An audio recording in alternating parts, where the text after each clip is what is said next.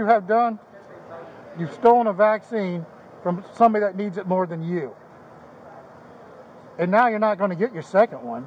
So that's a whole waste of time we just wasted here on this. And we're not even sure if they're going to press charges against you and take you to jail right now.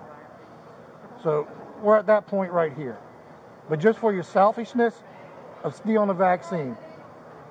Okay, this is a trespass warning.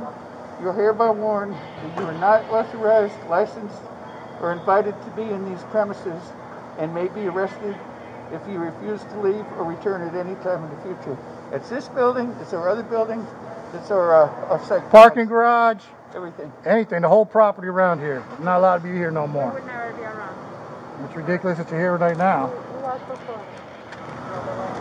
So your information is going to be flagged with the vaccine software.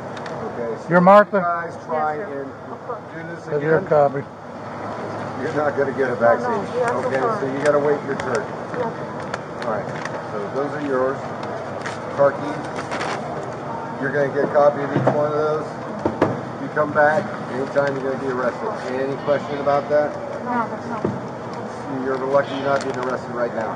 Sorry, I really appreciate it. Thank you. Okay. Sorry.